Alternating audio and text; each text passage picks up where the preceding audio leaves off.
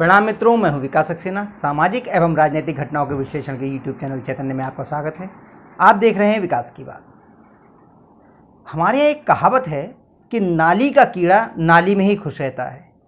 अगर उसे साफ सुथरे वातावरण में अच्छी जगह पर बिठा दिया जाए या अच्छी जगह पर रख दिया जाए तो उस बेचारे की तड़प तड़प कर मौत हो जाती है।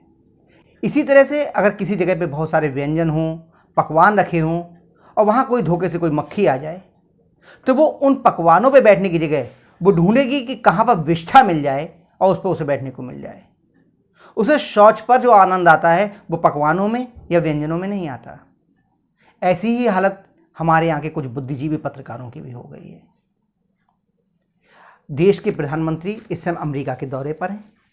हर तरफ वहाँ मोदी मोदी का राग चल रहा है, लेकिन ये तथाकथित बड़े बड़े पत्रकार, मैं तथाकथित शब्द जानबूझकर इस्तेमाल कर रहा हूं क्योंकि एक समय तक इन्होंने बहुत बड़े बड़े पदों पर रह करके पत्रकारिता की है, लेकिन आज ये जिस तरह की भाषा, जिस तरह की शैली और जिस तरह के तर्कों के आधार पर अपनी बात रख रहे हैं, अब ये संदेह होने लगा है कि आखिर इनकी मंशा क्या है।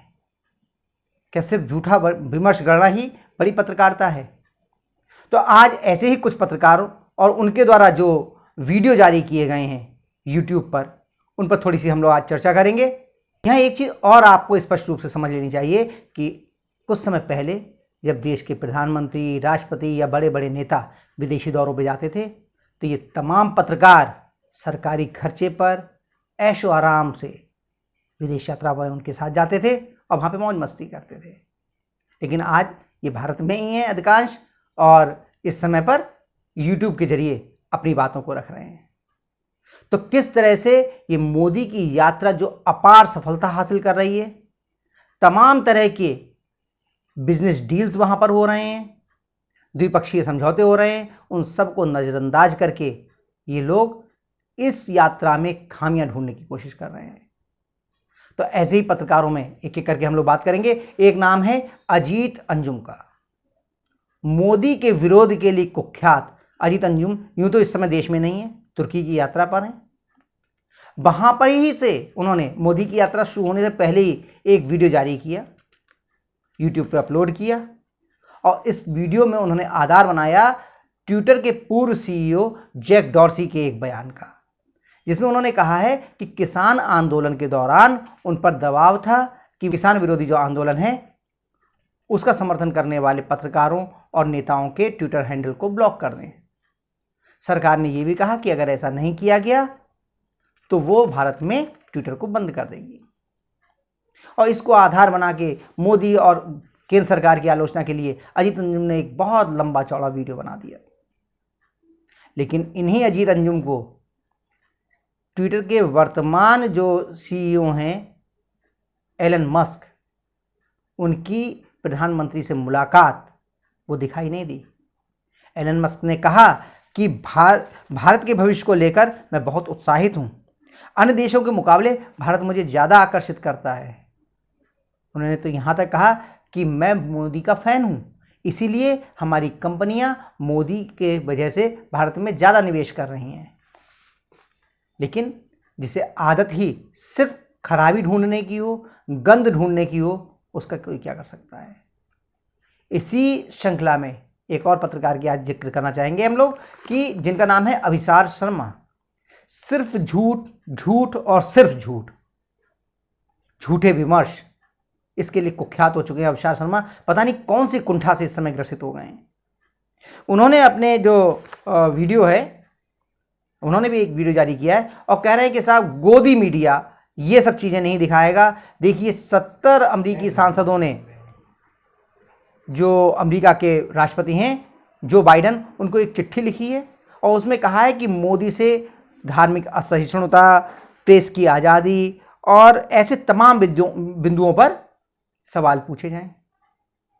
तो उन्होंने कहा यह बहुत बड़ा विषय है, इस पर चर्चा होनी चाहिए। ये दिखाया जाना चाहिए देश के लोगों को कि वहाँ पे मोदी का अपमान हो रहा है। उन्होंने ये भी कहा है, एक पूर्व आईएएस हैं सूर्य प्रताप सिंह, उनके ट्वीट का हवाला दे करके उन्होंने कहा कि जब नेहरू जी 1949 में अमेरिका की यात्रा पर गए थे तो वहाँ पर जो उनका स्वागत हुआ था वो उनका स्वाभाविक स्वागत था। लेकिन आज जो लोग अमेरिका में मोदी का स्वागत कर रहे हैं, वो उनमें से अधिकांश लोग गुजराती प्रवासी हैं। शब्द को समझ लीजिए, वो भारतीय नहीं है, गुजराती यानी कि एक प्रोविंस के गुजराती प्रवासी हैं और वो एक स्क्रिप्टेड कार्यक्रम में प्रतिभाग कर रहे हैं। कितने शर्मनाक तरीके से इस बिंदु को प्रस्तुत किया जा रहा है अभिषेक शर्मा के द्वारा कि हमारे देश के जो प्रधानमंत्री है उनका स्वागत स्क्रिप्टेड स्वागत है, वो स्वाभाविक स्वागत नहीं है। एक अन्य पत्रकार हैं आरिफा खानम शेरवानी, द वायर के लिए काम कर रही हैं। उन्होंने भी जो अपनी बातें कही हैं, उनको कुछ नहीं मिला तो वो कह रही हैं साहब मणिपुर जल रहा है, मणिपुर में 50 दिन से आग लगी हुई है, 100 से ज़्यादा लोग मारे जा चुके हैं, हजारों लोग बेघर हो चुके हैं, इसलिए प्रधानमंत्री जी के लिए अमेरिका यात्रा पर नहीं जाना चाहिए, वहाँ इस तरह के जो कार्यक्रम हैं, जो जश्न है वो नहीं होने चाहिए थे। ये बात सही है कि मणिपुर में जो हो रहा है वो बहुत ही खेदजनक है, उस पर तत्काल नियंत्रण किया जाना चाहिए। सरकारी मशीनरी के लिए, सेना के लिए इनको पूरी तत्परता से उस पर रोक लगानी चाहिए।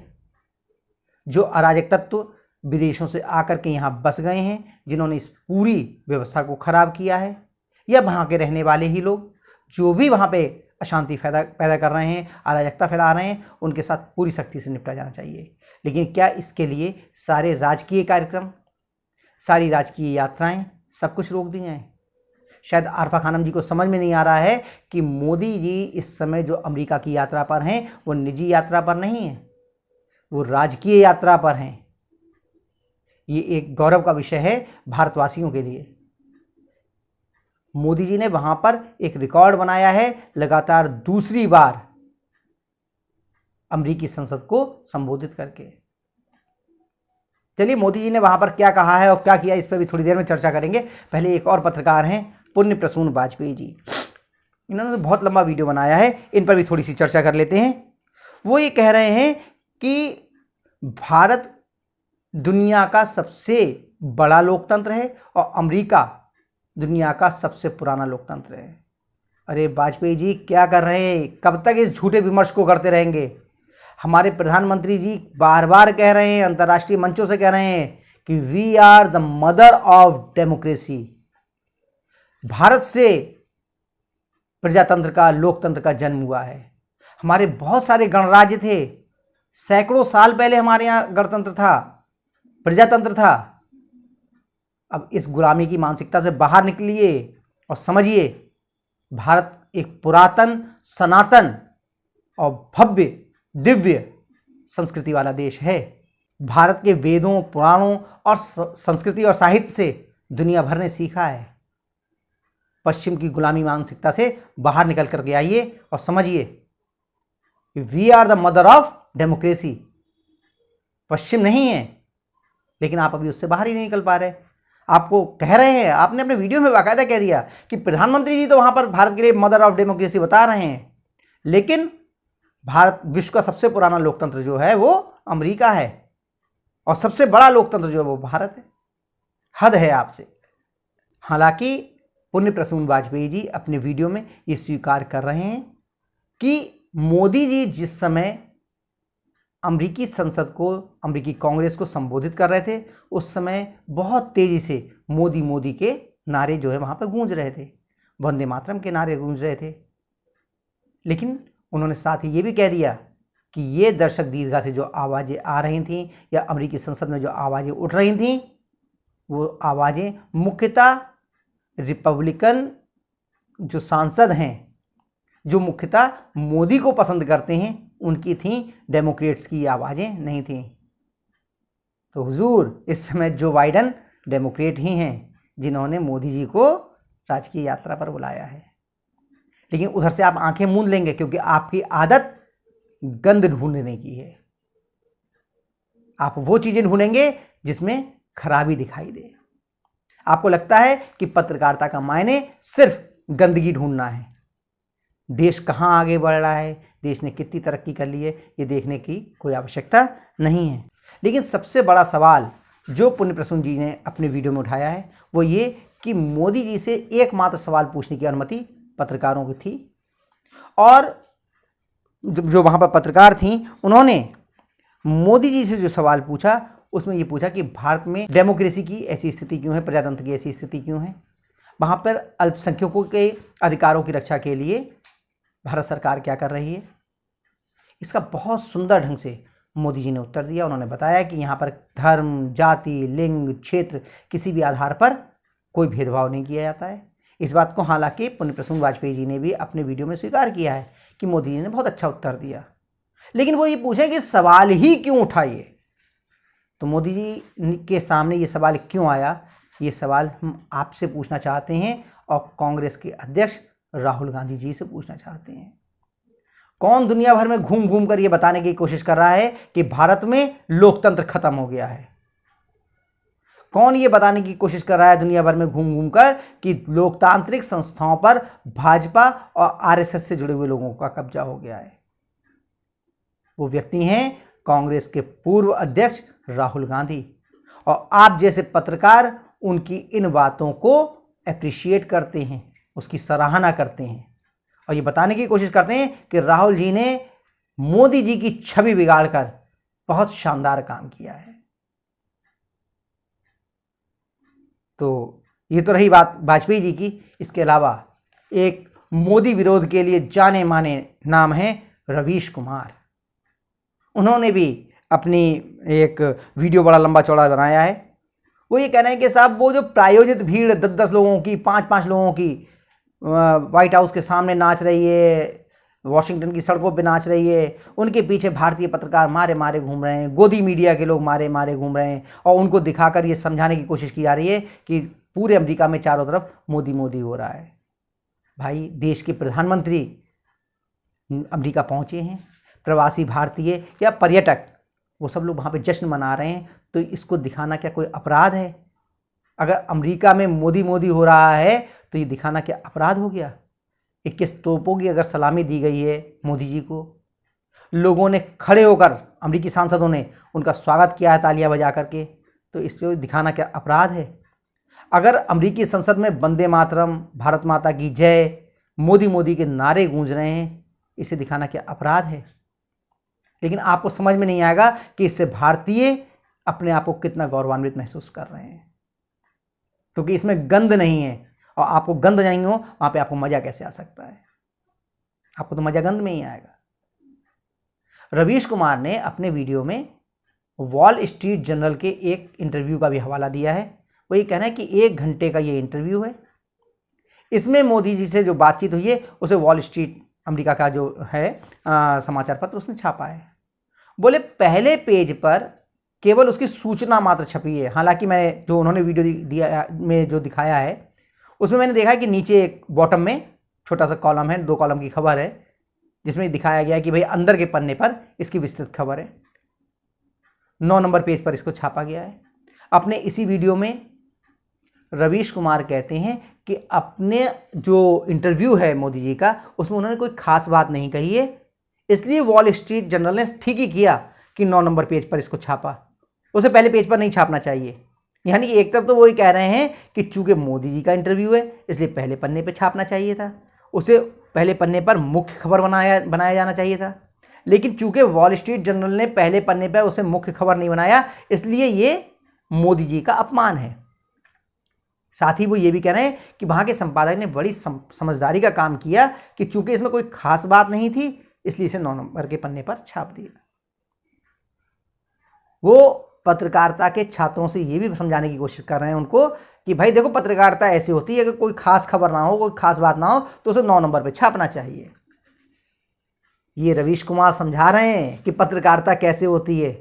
वही पर रवीश कुमार जो जिस समय NDTV में प्रमुख भूमिका में हुआ करते थे, उस समय जब पठानकोट के सैन्य ठिकाने पर आतंकियों ने हमला किया तो उसकी लाइव लोकेशन बताने का दोषी पाया गया था।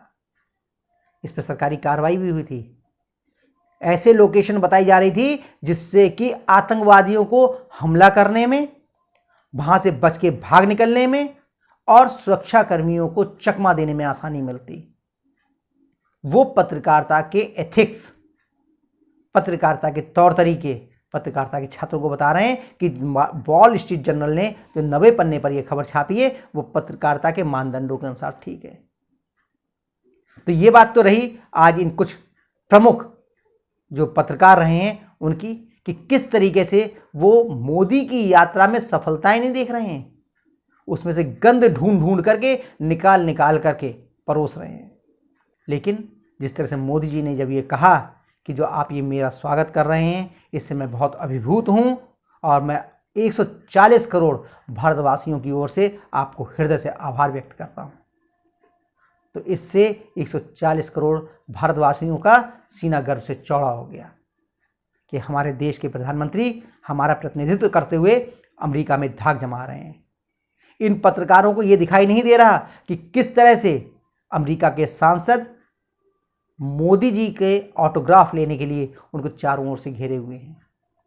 उन्हें ये भी नहीं दिखाई दे रहा कि अमेरिका में वहाँ के सांसद किस तरह से प्रधानमंत्री नरेंद्र मोदी के साथ सेल्फी लेने के लिए धक्का मुक्की कर रहे हैं। याद कीजिए, जब अमेरिका के राष्ट्रपति बिल क्लिंटन भारत आए थे, उन्होंने जब संसद के सत्र को संबोधित किया था तो भारतीय सांसद उनके हाथ को छूने के लिए एक दूसरे के ऊपर गिरे जा रहे थे। यही हालत अमेरिकी कांग्रेस में, अमेरिकी संसद में मोदी जी के साथ हो रही थी। तमाम सांसद वीडियोज में ऐसा दिखाई दे रहा है कि किसी तरीके से मोदी जी का हाथ छूने को मिल जाए उनकी ओर लपक रहे हैं। लेकिन ये चीज़ें, चाहे अजीत अंजुम हो गए, अभिसार शर्मा हो गए, आरफा खानम हो गई, पुण्य प्रसून वाजपेयी हो गए या रवीश कुमार हो गए, इनको दिखाई नहीं दे रहा है। वो गंद ढूंढ रहे हैं। जैसा मैंने पहले ही कहा था कि मक्खी को लाख व्यंजनों के बीच में बिठा दीजिए, लाख पकवानों के बीच में छोड़ दीजिए, उसे तो विष्ठा ही ढूंढनी होती है। यही काम ये पत्रकार कर रहे हैं। तो आज के अंक में बस इतना ही। अगले अंक में हम लोग फिर मिलेंगे। अगर आपको ये वीडियो पसंद आया हो तो इसे लाइक कीजिए, शेयर कीजिए, और अगर आप इस चैनल पर नए हैं तो आपसे अनुरोध है कि इस चैनल को सब्सक्राइब करने के बाद नोटिफिकेशन का बेल आइकन अवश्य दबाइए। धन्यवाद। प्रणाम।